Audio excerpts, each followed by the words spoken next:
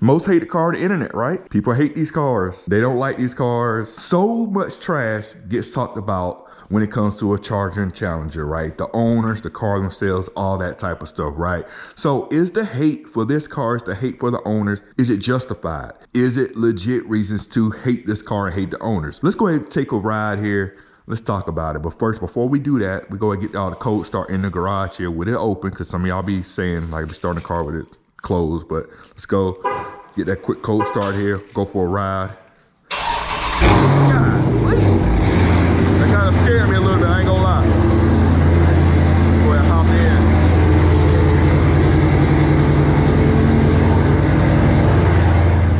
in. Big healthy sounding V8, man. We in here now. All right, guys, let's go ahead. Let's roll the intro really quick and let's go ahead and go for a ride.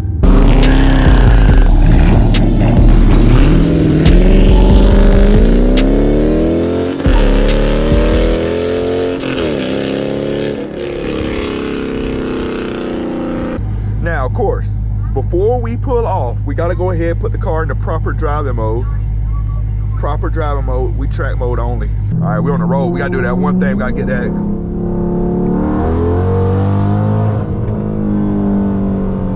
Yes, sir. Had to make the Hemi talk a little bit, man, just a little bit. You see the title and you see the thumbnail, man. So we know these cars, Scat Packs, Hellcats, RTs, whatever. If it's made by Dodge, just with Mopar brand, people hate the car for whatever reason, right? We see it all the time online. People, anytime someone posts one of these cars, people talk about how much they hate these cars. When people say, what cars do you hate the most? These cars are almost like 90% of the comments. Like, people just hate these cars.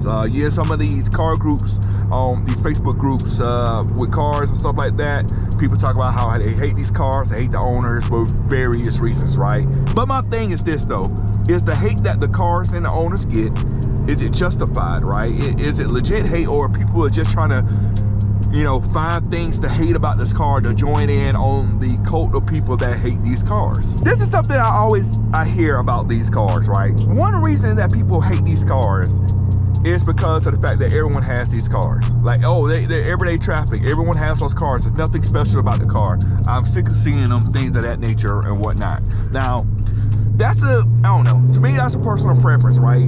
If you like a certain car or whatnot, then I don't think you really care about how many of those cars are on the road. Let me close my sunroof really quick. A lot of people that base whether they like a car or not based on how often they see the car or whatnot. Now, this car, only talking about the Charger, I mean, it's a practical car. It's a 4-door sedan. You can use it for carrying a family and things of that nature. So it's a pretty practical car. They have like the V6 models and stuff like that, which is much cheaper and kind of accomplishes the same goal and whatnot. So there's a possibility you could see a lot of these cars around. But people basing the fact that they see these cars a lot, that why they hate them, then it's kind of crazy, because there's a lot of other cars that you will see all the time that you probably won't really care about or really bat an eye at. Like, if I'm driving around, I'm probably gonna see a whole bunch of Ford F-150s everywhere. I'm gonna see a bunch of minivans everywhere. I'm gonna see a whole bunch of crossover SUVs everywhere. That doesn't mean, like, just because I see them all the time, I'm gonna sit there and say I hate the cars because I see them all the time. You know what I mean? Like, when people say they hate these cars because they just see these cars all the time, to me, I just feel like to me it's a stretch. But I get what you're saying. You just want to see a variety of cars on the road. If you want to see variety of super rare cars, then you might need to be looking at exotics and things of that nature. Oh yeah, okay, you see the car a lot, that's why you hate it. But that's not the main reason people say. There's another reason why people say they hate this car. This is probably like one of the #1 reasons why people hate this car. And that is, it's so heavy, it can't turn, it can't handle. Okay, this one I feel is a huge stretch. Let me tell you why here. When they're talking about a car's handling and a car's turning ability, they're talking about taking this car on the track and making it perform like a Mazda Miata or something like that. Dodge themselves said they made this car and they understand it's a big, heavy car. They did not make it to be a nimble, small car. They did not make it to be a car that you take on the track and do like turns and stuff like a Viper or something like that. They made this car to be a good performing car in a straight line. That's what this car is made for. Now, with that in mind, let's think about drag racing and track days, right? Or autocross. How many people out there have drag raced before? Almost everybody, right? Just about. How many people has done autocross? Hardly anybody. How many people has taken their car to a track and attended a track day event in their car on like a road course or something? Again, not that many people. The thing about it is, and you can look this up online, people don't go to the track and make their cars do turns and stuff like that often. Like, you can look up any kind of car, and most of the content on it is going to be drag racing, road racing, stuff going in a straight line. So to me, when I hear someone talk about how a car can't handle and a car can't turn and a car can't do this, that, and the third, I'm just like, for what you do with a car, most people aren't going to do those things at all. I've drag raced. I see a lot of people that drag race, right? Like Camaro Z01, right? Camaro Z01, the 1LE, that one, the track one. If you look out on the internet for Camaro Z01 for content and videos, 95% of the videos with a car that is made to perform at a track, most of that content is going to be people drag racing those cars. Most of the content. Same thing with Mustangs. Like, let's talk about Mustang, the dark horse. Let's talk about the 350R. Let's talk about the GT500. Cars that are supposedly made to turn. Most of the content you're gonna find on those cars are gonna be cars drag racing. People don't do autocross like that. People don't go to the track like that. People are scared of the turns. It's kind of funny to me that people put so much into how well a car can turn and handle when most times they're not gonna do that. They're not gonna be able to drive the car to that limit that these cars can be driven at. Now, this is the funny thing. If you look at, I think you go on Car and Driver, and you look at the skid, like the skid pad results from a wide body Charger, kind of the car, man, like a wide body Charger, wide body Challenger. If I'm not mistaken, the results from that, the wide body Charger Challenger has the same skid pad results as a Mustang GT, so it has the same grip level. But people don't want to give the car the credit because of the fact that it's a Charger or a Challenger. Take it a step further as well. People, like, if you want to get a car that can turn and handle really well, that's cool and all, but I promise you, a lot of people that if they were to take the car out on like the back roads and go through like some mountain turns and whatnot, or some canyons and things like that, a lot of people don't have the skill to even drive a car to that limit around curves. A lot of people don't have that skill. So for someone to say a car got a handle and things like that, and the only thing you're doing most of the time is doing normal day-to-day driving like I'm doing right now, I don't think handling is something you should even care about or worry about. That's like hating a pickup truck because the towing capacity is not high enough for your liking, but you don't have anything to tow, nor do you plan on towing anything at all, period. So why does that matter? Why does it matter that your car can handle a turn when most of your driving is just normal traffic driving? You're not racing anybody, you're not doing autocross, you're not on these back country roads carving up these curves, you're not doing any of that, but a car has to handle, it makes no sense to me. That's a reach, if you ask me. Another reason why people hate these cars, they're talking about with mods, like engine mods, things of that nature. Like, oh, those cars are terrible for mods. I can go get a Mustang and throw a supercharger on it and then call it a day, and I have 8,000 wheel horsepower. No, I'm joking about 8,000. I can have 800 wheel horsepower or whatever. You know, I go get a LS. Those are so cheap to mod and things like that. I hate scat. I'm not even gonna talk about scat packs here. Scat packs, they're too expensive to mod. You can't supercharge, you can't boost them, you can't add boost to them, they can't handle boost, all this, that, and the third. People talk about adding performance mods to a car and making that their determining factor of why they hate a certain car. Now, mind you, I've seen this plenty of times. The same people that talk about modding cars and you can't do this to a car, you can't add boost or whatnot, they have a car that you could add boost to and they never add a boost to it ever.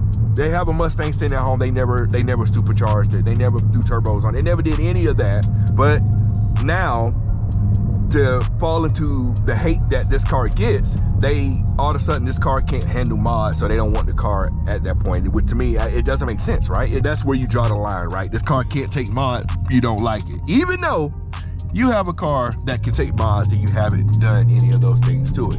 Let's talk about boost for a second. Adding boost, first of all, it's going to be expensive no matter what car. If you're gonna add boost to a car, you're looking at, you know, probably spending close to $10,000. I'm talking about if you're not doing the work yourself, you're probably looking at, you know, maybe $5,000, $6,000 or so, maybe more, definitely more, to you buy the kit, buy what you need, and then on top of that, you gotta get the labor, the tuning, all that type of stuff. When it's all said and done, you spend about $10,000, right? That's no matter what car you're getting, right? For the most part, about $10,000 to boost the car, and that is a pretty big investment to add horsepower, right? And now the thing about it is, when it comes to builds, you don't necessarily have to add boost. People think that in order to build a car, you got to add a supercharger, you got to add a turbocharger, you got to do all this, that, and the third. You don't have to do all that. You can build a car and just run all motor, right? If you got a Scat Pack, you don't have to add boost to build it.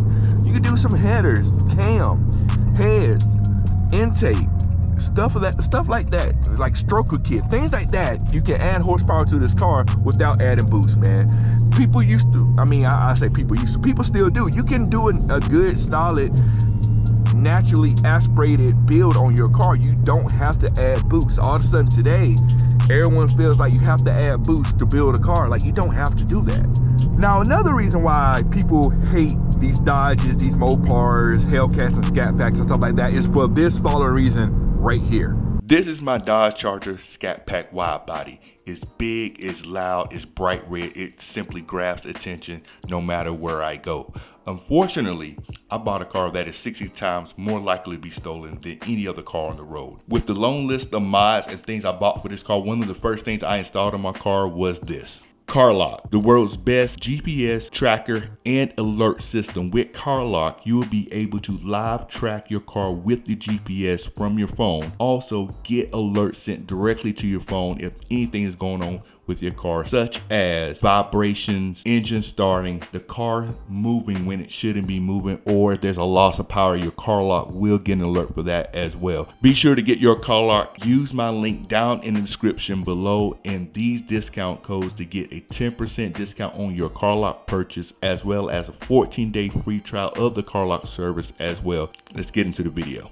So yeah, they get stolen a lot, right? All right, so the next reason why people don't like these cars, that they always claim why they hate these cars, is because of the interior. They said the interior is cheap, it's plastic, all of the above, right? Now this is thing, like, I kind of like think it's like just kind of being nitpicky at this point.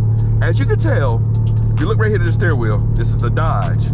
This is not a Mercedes, this is not a BMW, this is not a Maserati, this is not an Aston Martin, this is not a Bentley, this is not it's not any of those type of cars. So the fact that we're concerned about the interior of this car when it's not a Mercedes, it's not any of these type of cars, it's a Dodge. A lot of these American cars are going to be plastic type interiors. Like, I don't get what we're asking for here. We're moving the needle when it comes to these type of cars now. Like, if you want a luxury interior, go buy a luxury car, go buy something like a Lexus or whatnot. Go buy something like that. Don't buy a Dodge and expect luxury. Like, why are we expecting a Dodge Charger to be a luxury vehicle? Now, I don't get it. I never have. People always complain about interiors of this car. This car is not supposed to be that type of car. It never was, never has been, and never will be.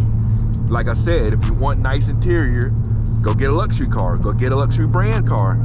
Dodge, what they did was I mean, to make the car what it is, I mean, they skipped down on some of the creature comforts and stuff to give you as much performance as possible to not make the car crazy expensive. Now, if you want performance and luxury, then you know where you gotta go for that. Dodge is not performance and luxury. They more focus on the performance aspect. A lot of these American car brands are like that, especially looking at performance cars. So it just doesn't make sense. So we mad because Dodge doesn't make, you know, Bentley quality interior. Man, come on now, let's be real. Let's lower our expectations some here. That's a car I hate. I don't like that right there, the Cybertruck. And the reason I don't like the Cybertruck is ugly. It makes me mad every time I see one. But anyway, like, we have high expectations over a Dodge in the interior. I mean, for what it is, I think it's nice. It serves a purpose, man. But if I want some luxury, I'm gonna go buy a luxury car. That's as simple as that.